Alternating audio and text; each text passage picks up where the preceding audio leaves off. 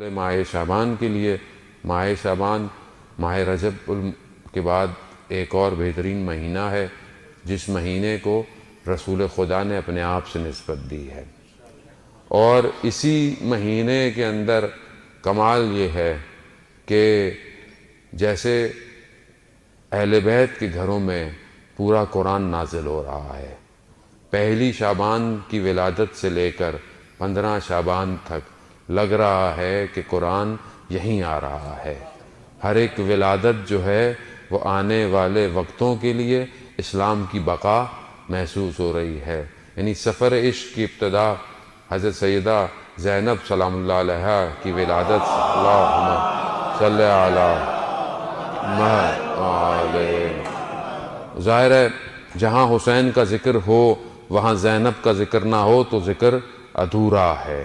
اور یہی وجہ ہے کہ شاعر نے ایک سطر میں ایک جملے میں سمیٹ کے رکھ دیا کہ کربلا کربلا می ماند اگر زینب نہ بود، کربلا کربلا میں رہ جاتی اگر زینب نہ ہوتی۔ تو یہی کمال ہے بی بی کا کہ بی بی نے اس پیغام کو پہنچایا اور دنیا میں آ کے بھی یہی بتایا کہ اپنے بھائی کے ساتھ ساتھ اس دنیا میں بھی آنا ہے اور ہر قدم پر اپنے بھائی کے ساتھ رہنا۔ انشاءاللہ توفیق ہوگی تو ان کے باقی جملوں پر گفتگو کریں گے۔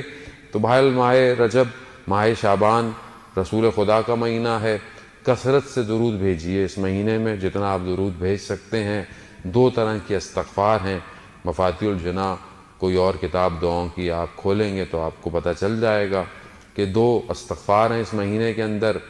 ایک صلوات شعبانیہ ہے جو تھوڑا سا طولانی ہے، لیکن ہر روز ظہرین کی نماز میں اگر پڑھیں یا ظہر کے بعد پڑھیں تو وہ زیادہ بہتر ہے۔ اور ایک چیز جو اس ماہ شعبان میں بہت زیادہ امپورٹنٹ ہے، مہم ہے، وہ مناجات شعبانیہ ہے، یعنی وہ مناجات کہ جو شعبان میں کی جاتی ہے۔ اور علماء یہی کہتے ہیں یہ جو مناجات ہے، یہ جو دعا ہے، یہ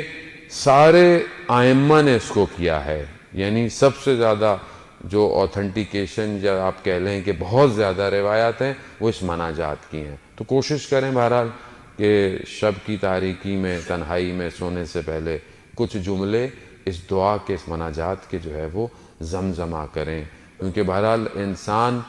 اپنے الفاظ سے پہچانا جاتا ہے۔ ہمارے پاس الفاظ نہیں ہیں کہ ہم اس کو کیسے پکاریں۔ اہل بیت جانتے تھے کہ اللہ کو پکارنا کیسے ہے۔ تو بہرحال جس طرح انہوں نے کہا ہے ان لفظوں کو پڑھیں، اور انشاءاللہ کہ ہمیں بھی توفیق ہوگی چند جملے ان ایام میں مناجات شعبانیہ آپ کی خدمت میں پیش کریں۔ دیکھیں جشن ہوتے ہی رہتے ہیں اور یہ ان کی توفیق ہے کہ اپنے جشنوں میں ہمیں بلا رہے ہیں اور ہم پڑھ رہے ہیں، آپ سن رہے ہیں، گویا ہم خود بھی سن رہے ہیں۔ ہم تو بول رہے ہیں، کان کو اپنے بھی سنا ہی رہے ہوتے ہیں، لیکن ہدف یہ ہے کہ جو وہ چاہتے ہیں ویسے ہو جاؤ تو جشن دائمی ہو جائے گا۔ جشن محدود نہیں ہوگا، ابھی یہاں تھوڑی دیر تو واہ واہ کی چلے گیا، سب ختم ہو گیا، لیکن جیسا وہ چاہتے ہیں اگر ویسا جشن ہو جائے تو پھر میرا پورا وجود ہر وقت جشن کی حالت میں ہے۔ تو انشاءاللہ کوشش کریں گے کہ ہم کچھ چیزیں یہاں سے لے کے جائیں۔ میں نے پہلے بھی آپ کی خدمت میں کہا کہ سب ضروری نہیں ہے کہ سارا سبق یاد کریں، ایک لائن یاد ہو جائے تو ہماری زندگی سنور جائے گی۔ 1 منٹ بھی ایک چیز بھی آپ یہاں سے اٹھ کے لے کے چلے جائیں، اس کو اپنے وجود پہ امپلیمنٹ کریں، اپنے وجود پر ڈالیں، تاکہ وہ 1 منٹ آپ کی زندگی کے کئی سال پر بھاری پڑ جائے۔ یہ مہم ہے، ورنہ بولے میں نے یہ کیا، میں نے وہ کیا، میں نے ساری چیزیں کی، لیکن زندگی ہل ہی نہیں رہی ہے،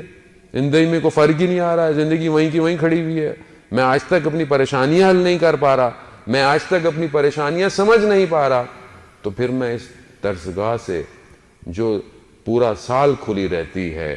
جس کو سکھانے والا حسین ابن علی ہے، تو میں تبدیل کیوں نہیں ہو رہا؟ بھئی یہاں غلطی کہاں ہے؟ کیا درس دینے والے کی غلطی ہے یا اس درسگاہ کی غلطی ہے؟ اس کا مطلب ہے کہ میرے اپنے اندر کچھ ایشوز ہیں، میرے اپنے اندر کچھ پرابلم ہے جس کو میں سمجھ نہیں پا رہا۔ تو عزیزان محترم، کوشش یہی ہے کہ ہم ان چیزوں کو دور کریں اور آگے کی طرف بڑھیں۔ کچھ جملے کہ آپ کی سماعتوں کی نظر اور چھٹے امام امام جعفر صادق علیہ الصلوۃ والسلام، اللہم صلی علی محمد وعلی محمد۔ وہ پبلک بھی ہماری آرام آرام سے آتی ہے، ظاہر ہمارا ٹریفک بھی ہے، میں ساری چیزوں کو سمجھتا ہوں، حالات بھی ہیں، لیکن بہرحال ہم لوگ عادت بھی ہے ہم لوگوں کو، یہ ابھی تو ٹائم ہے، نکل لیں گے، چلے ایک دو کپ چائے اور پی لیتے ہیں، کچھ ٹی وی میں دیکھ لیتے ہیں۔ خیر ہے، مولانا بھی آدھے گھنٹے میں گرم ہوتے ہیں، تھوڑی دیر میں ہی پہنچیں گے جب آخری کا کچھ مل جائے۔ اب مولانا بھی بیچارہ روک کے رکھتا ہے، 4-6 اچھی جو آتے ہیں آخر میں کروں گا، کہیں یہ نہ سب محروم رہ جائیں، تو اس چکر میں جو ہے نا ہمیں گاڑی میں گیئر ڈالنے میں بڑی مشکل ہو جاتی ہے، تھوڑی دیر میں پبلک جو ہے وہ آ رہی ہوتی ہے۔ صلوات بھیج دے محمد والے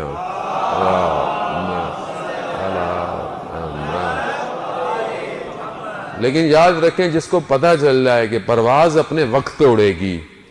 اور کبھی بھی اپنی پرواز میں لیٹ نہیں آئے گا، جان محترم، یہ وہ پرواز ہے جو جنت میں لے کے جاتی ہے، تو جہاں جتنی دیر کریں گے یہ آپ یقین کریں وہ لذت جنت کی رہ جائیں گی، کیونکہ قرآن خود کہہ رہا ہے کہ جو پہلے آتے ہیں ان سے وہ سابقون ہیں، یعنی کوئی ان کا مقابلہ نہیں کر سکتا، جو رہ گیا وہ رہ گیا، دونوں میں فرق ہے۔ یہ تو نہیں کہہ سکتے کہ میں بالکل آخر میں آیا کچھ سمیٹو، وہ جو پہلے آیا تھا وہ زیادہ سمیٹ کے جائے گا، کیونکہ جتنی دیر بیٹھا ہے ملائکہ اس کے اوپر نگاہ کیے ہوئے ہیں، اور ملائکہ 3 ہی کام کرتے ہیں روایات کی روح میں، یا وہ درود بھیجتے ہیں، یا وہ الہام کرتے ہیں، یا وہ نزول کرتے ہیں۔ تو اب ہم کسی تو ایک حالت میں ہوں کہ کم از کم پر اگر کچھ نہیں تو ملائکہ درود تو بھیج رہے ہوں، درود بھیج دیں محمد والے محمد، اللہم صلی علی محمد والے محمد۔ وہ میرے چھٹے امام سجدے کی حالت میں ہیں، اور سجدے کی حالت میں دعا کر رہے ہیں کہ پروردگار، جس نے اس زیارت کے لیے جتنا خرچ کیا اسے اس سے زیادہ لوٹا دے،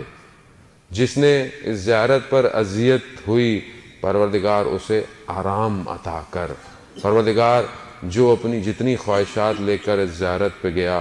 اس کی زیارتوں میں اس کی خواہشات کو پوری کر۔ راوی کہتا ہے کہ امام نے سر سجدے سے ہٹایا تو میں نے کہا مولا یہ کس کی زیارت کا ذکر کر رہے ہیں؟